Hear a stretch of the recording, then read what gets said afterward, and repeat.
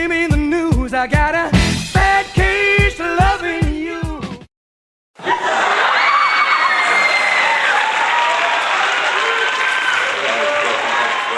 Chris T, welcome, and Supercoach Doctor video. We haven't done one for a while. I know, it's been a while, done one for mate. bloody ages, so welcome back. There's a fair bit going on. All the buys have been completed. Oh, thank God they're over. Thank God for that. There's some crap scores in there, wasn't there? Yes. But hopefully you've ridden out the buys okay. Didn't waste too many trades. Ridden out the storm. And you're back into round 14 coming up, and as we close in on the ever important finals. So we'll come around very quickly. They certainly will. Now, you went away for a while, and I did, mate. I did. And, I had to get out of the country for these buys. I couldn't handle it. I had to go. And Geelong's buy as well, of course. So you timed that pretty well. Yeah. Now, where did you end up? Look, I popped over to Fiji, mate. Oh, beautiful. And Very had a nice. fantastic time over there, sunning myself. Yep. Nice. Also do a little bit of work for the did you? Supercoach Doctor. Oh, I did. good stuff. Well, we haven't done a video for a while, so it's good to see you got over there and I did. did a bit of work for the Supercoach Doctor. I brought something back with me. Oh, a little bit of vision. A little bit of vision. Oh, okay. So did you want to cut to that now, or did you want to talk us into it? No, look, the vision will probably cover it all, but right. look, it's something that I think people will find very surprising. Okay. And unexpected. All right. And look, I hope you enjoy it. I'm looking forward to it. All right, we'll go to the vision. Pop it on.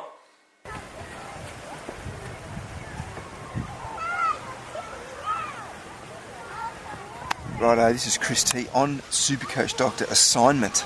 I'm over in Fiji, as you know. I've been away for a while.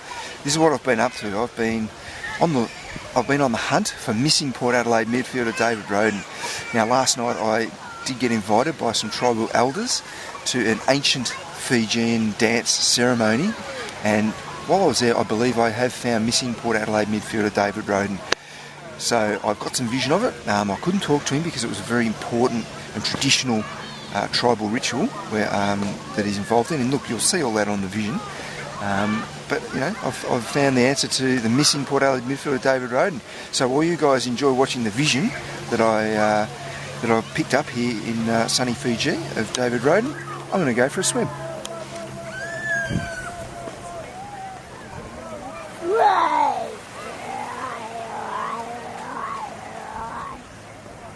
Don't do that. That is driving me.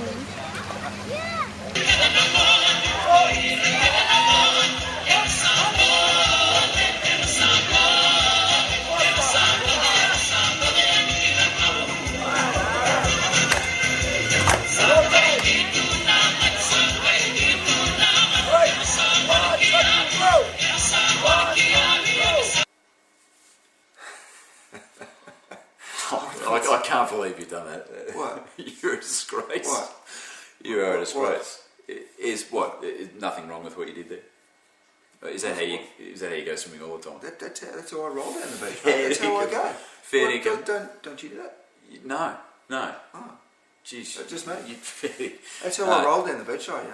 we apologise if you've got a shock out of that. If you've got a shock, but beautiful setting though. It was fantastic. It was a lovely setting. It was, but beautiful. Plenty of sunshine. Over there. Good stuff. Fair dinkum. If you had tripped over just before you went in the water, someone would have parked their mountain bike in there. Like seriously. I guess I must apologise. Yeah. Sorry to anyone who's been offended by that. I just can't believe it. Anyway, it was a bit of a shock. You were right. You introduced it pretty well.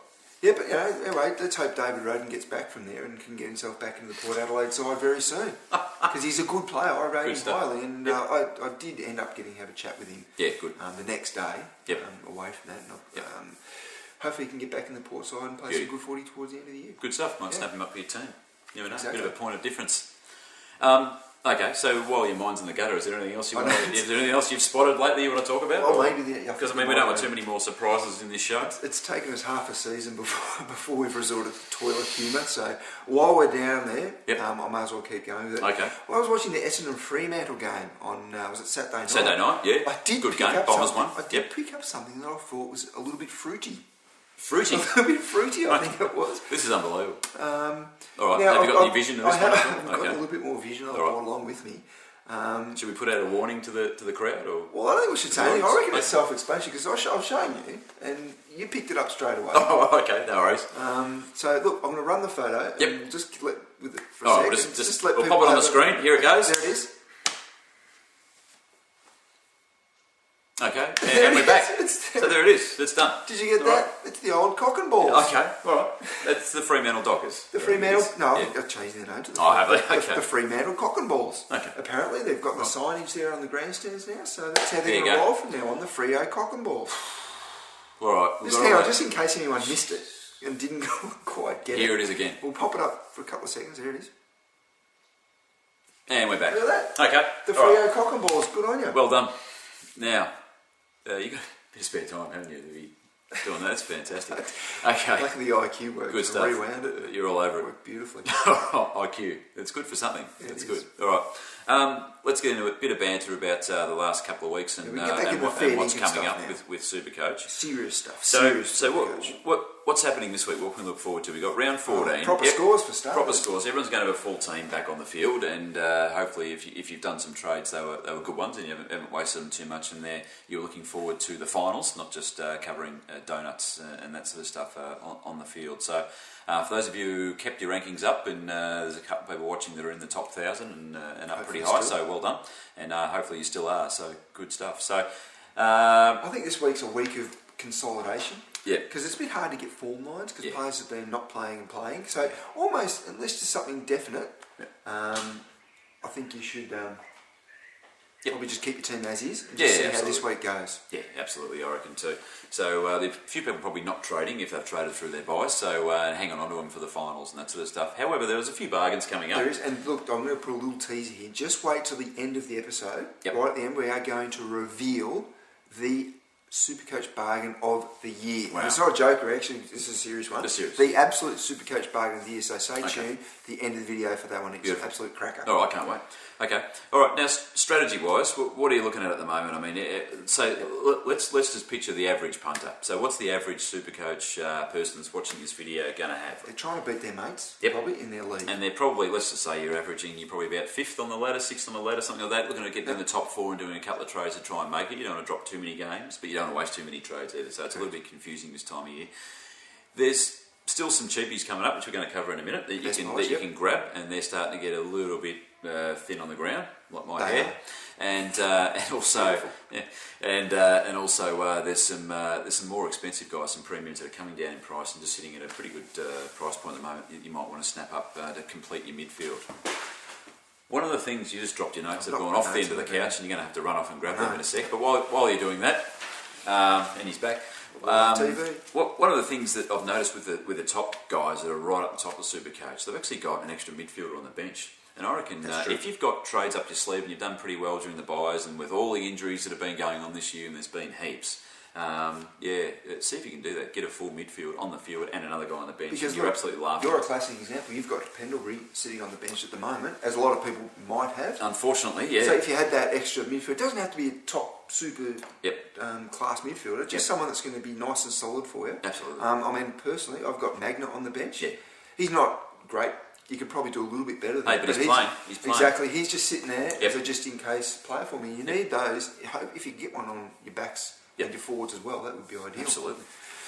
All right, Now, let's get into it. Into the best buys. Now, there's not a heap around this week, obviously because of the buys, and it's been a bit tricky to get form lines, but we have got a few little nuggets for you out there. Nice. In the back line, now, Nathan Grimer, he's averaging 106 points this year. He's He's just sort of right up. crept up on everyone. Absolutely. Because he has had some injury problems, Yeah. and he's been injury prone, but he has had a bit of a run over the last few weeks. Now, I watched the game the other night against Adelaide, and he just cleaned up in the back line. He was marking opposition kicks Gets a lot coming of down. points for that, doesn't it? He's a bit like Bo Waters in that respect. Plus, he got a fair bit of the loose ball coming out of defence and that sort of stuff as well. In his last three, he's averaged 121. He's only 483k, so he's going to Fantastic. go up a lot. So this is the time to get So on if you him. can't quite afford Heath Shaw, one of those guys, then this guy's a good one. He's ripping. He's going to keep playing. Now, into the midfield. Now, we did go on about this probably a few weeks ago now, but Nick Del Santo's still very cheap at 516k, averaging 107. And his last five has been 112, which is really good. Pretty good. Now, 5 of his last 6 have been over 100. Yep. So he's back in town. Get on him at that nice price. Now, this is a nice little nugget that I haven't really seen anyone else talking about. It's Matt de Boer from Fremantle. Now, I've watched a bit of Freo over the last few weeks, and he's moved into the midfield. So you watched some players, not just the top of the grandstands. You've actually looked at the ground. Yeah, Okay, I did, exactly. the last 3 weeks he's played in the midfield. It's been a bit of a move that Rossi Lyons made. He's put De Boer into the midfield and he's sort of really going around unchecked. In his last 3 games, he's averaged 121 points, which is fantastic. And he's still priced at 463k. Wow. So might be time to jump on board. This time of year too, a lot of people they don't have 550, 600k to spend. No. And they're thinking, oh geez, I can't get anyone. Well, something like that, at 463. He's affordable and doing well. He's going well. Now another one who's just a little bit more expensive than at 488k is Daniel Cross from the Bulldogs. He is a year in, year out Supercoach stayer. He just produces year in, year out, averaging 102 again this year. And very consistent. His last 5 has been 100, really consistent. And at that price, can't go too far wrong. Good work. Now into the forward line, I think this is another one we banged on about not long ago, was Matthew Pavlich. He's found his feet and he's back in form. 486,000k. Is that right? 486,000k, Yep. Averaging 97, but his last 3 he's averaged 103. But 7 out of his last 8 games have been over 93 points. So he is very consistent. And at that price for your forward line, couldn't go too far wrong there. Beautiful. Now this is another one that not many people have been talking about. Jack Watts. Yep. He's finally found his feet as well. 466,000k. He's averaging 91 this year. But most importantly, his last 5, he's been at 107. Geez, he's flown under the radar. I mean, number 1 draft pick at the end of the day, so you go, okay, fair enough. But when you say Jack Watts, everyone would go, oh, no way. But with Mitch Clark's injury and that sort of stuff, they might swing him forward and add a little bit more, and he might kick a few goals and get his points up. So yeah, not a bad call there. A little bargain in the forward line for you. Now we're just going to go on to a few rookies. Now this is a really tough time of the year for rookies. There's not many around, and everyone's looking for that downgrade target, and it's really tough. And I think we said maybe in our last video, don't just go jumping on someone just because they've played their 2 games. It's because like this, probably in the second half of the year, if you pick up a rookie now, they're most likely going to be in your team for the rest of the year. So you're going to want to be sure they're going to keep playing. So there's not many around. Be patient, because in the second half of the year, the teams that aren't doing so well, they'll start to blood these youngsters, and they'll play a lot more for these lower teams. So they're going to come. Mathematically miss the 8, then they'll start popping them in. Exactly. So be patient. Now there are a few around at the moment, and the best one of them is Tom Campbell, big fella from the Western Bulldogs. He's in my team. Absolutely. Already? Yeah, got a bit of cash out of Redden and dropped him down. It's going to be my team this 89 week. points on the weekend, so fantastic. 89 points on debut, fantastic. At 94k. Now, a lot of people have got Redden and Stevenson on the bench. Now, you've done the Redden one. I'm going to do the Stevenson one. Time to cash in on those 2. He's the man to go to. Absolutely. At 89 on debut, great option. And he's just sitting on your bench. I mean, he's just an emergency cover for your finals. Minson will come back, but I think you'll still, at those points, I'll still give him some games. Absolutely. Yeah, I think they will. Definitely. The Bulldogs aren't doing much this year, so why not play him? Sam Gibson's the other one, 94k. He's played his 2 games. He was a sub on the weekend, so he sort of write that game off a little bit. Had 56 on debut, which isn't too bad. North won on the weekend and won well. They're probably unlikely to change their side, I wouldn't have thought. So we'll have to wait for the teams, of course. But he's a midfield option at the moment. There's not many of them around, so watch him. Now, a couple of others, I might be scraping the bottom of the barrel here, but just telling people to watch him. Corey Dall'Olio played for Essendon on the weekend. 111k. He's played his 3rd game already, but still 111 is nice and cheap. Keep an eye on selection, obviously, with him, but Essendon played well. They may not make another change. The other one's Brett O'Hanlon. He's someone not many people have heard of. He's played his 2 games for Richmond. And he was a sub for one of them, so it was a bit of a write-off. So I just have to wait for selection with him. He's 106,000. Just wait for selection, and he could be another option. Okay, into our final part of the video. Now, a bit of technical stuff, I suppose. This is your department, Chris P. There's people out there, there's half and half, I reckon. There's some people with about 10 to 12 trades left, and there's your people that have probably only got about 5 left, and that's because of the massive amount of injuries this year.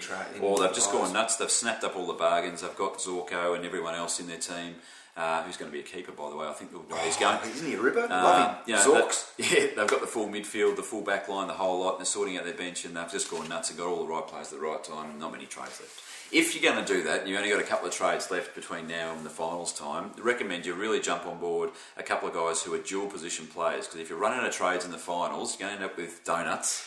Because I remember last year in the grand final, there was people booning the 2 trades, which is fine going into grand final. You sort of have to if you got lucky enough to have 2 left, and they still had I think there was Franklin Fife and a couple other people that were still on the bench that got rested or dropped or whatever at the end of the year when some guys go for get their injuries operated on and those sort of things as well. So you've got to be careful finals time. Anyway, if you've got those dual position players, they're just worth their weight in gold. One that's going to come up that's going to get cheap is Goods. So he's come back. I would wait another 2-3 weeks and see, because I reckon his price is going to drop quite a bit more. He was a sub, obviously, he got subbed off on the week. But that's good for Supercoach. That's okay. They just gave him a run, I think, and they still won. His price will plummet. Yep, absolutely, and he's going to go down probably over the next couple of weeks as well. Yep. And he's a mid forward, so jump in there if you need someone to swap with Zorko, Beams, or whoever you've got there, Justin Martin. So there's one. Another one is Andrew Carazzo. Had a ripper when he came back, had the bye last week, but I would just keep an eye on him for another couple of weeks. Hopefully he doesn't re-injure his shoulder, which is always a worry. But he's a midfielder defender. Yep. So if you're in strife come finals time, you're running a trades, you can keep him in your midfield and swap him with Scotland or Deledio or Goddard or one of those guys. Might be like that one you were talking about before, was having that someone sitting on the bench. Yeah. Yeah, if you've done your trades really well, it'd just be you'd be on fire. If you filled your whole midfield with absolute guns and had Carazzo on the bench, you'd be on fire. One more little nugget before your nugget. Oh, you got another nugget. And that's Anthony Morabito coming back in the next couple of weeks, hopefully. So there's a few guys waiting for him to pounce after his 2 games. He is a gun. He can get his body right. Yeah, if he starts getting games, make sure you watch him. He might be that bench person for your midfield for your finals as well. Good thing. Right, what have you got, mate? Good stuff, Chris P. Thank you. Right now, we did allude to this earlier. We are going to go with the Supercoach bargain of the year. Now, this doesn't come around too often. I'm very excited. I have no idea who this is. It's probably not going to be a shock who it is, but I still think it is the bargain of the year. All right. And it is. Hang on. Do we have a drum roll, maybe? Yeah, just tell me what his hairstyle's like, and then I'll try and guess who it is. All right, okay. I've got something in mind. Righto, go for it. Chris Judd. Chris Judd is the Supercoach bargain of the year right now. He is valued at $470,000. $470, isn't he normally like 600 and something? Exactly. That's what he started at this year. It's about in the 600s. Now, everyone's been talking about his injuries and all that, but as I said in the paper this week, the week off's done him good. He is raring to go, and at $470,000, this is Chris Judd we're talking about. He is a superstar of the competition. Doesn't lose that ability overnight. And if you actually go and look closely at his scores, they're not that bad. He's had one shocker the last game before their bye, but his others haven't been too bad. And he's got a really good run against the teams he plays in the finals. Supercoach finals. Yeah. But at $470K, you just cannot ignore. Now you mentioned earlier he played St Kilda in the grand final of Supercoach, and he absolutely slaughtered them. He had 144 points when he played them earlier in the year. Now, round 15 last year, round 13 and 14, he had some ordinary games in the 80s, 90s, that sort of stuff, and then he went bang with a 180. And then I think he got another massive score a bit later on in the finals as well. So at $470,000, he'll be in my team this week. And I think everyone else should be getting him in. It's Chris Judd. He's a superstar. Top 3 midfielders in the comp with Swan and Ablett. Juddy, the other one. At $470K, why wouldn't you? Good call. All right. That might be about it for today. That's about it. It's great to be back. Good stuff. I reckon our viewing audience might drop after this week. You mightn't see me here next time. That was just a real shock. I can't believe that. But Fiji looked nice, so well done. It was lovely, and it's great to be back. Great to be back into the footy. Good stuff. And great to get back into a real proper Supercoach this week after the bye, so we can start getting some proper scores now. Beautiful. See ya. See you next time. Oh, before we go, keep an eye open for our vidcasts. Oh, vidcasts. Our vidcasts that are going to be coming up in the next week or so. Yep. They'll be great and plenty of good info in that. You find them on the Facebook page. They'll be on the Facebook page, and there'll be plenty of information in that for your Supercoach side.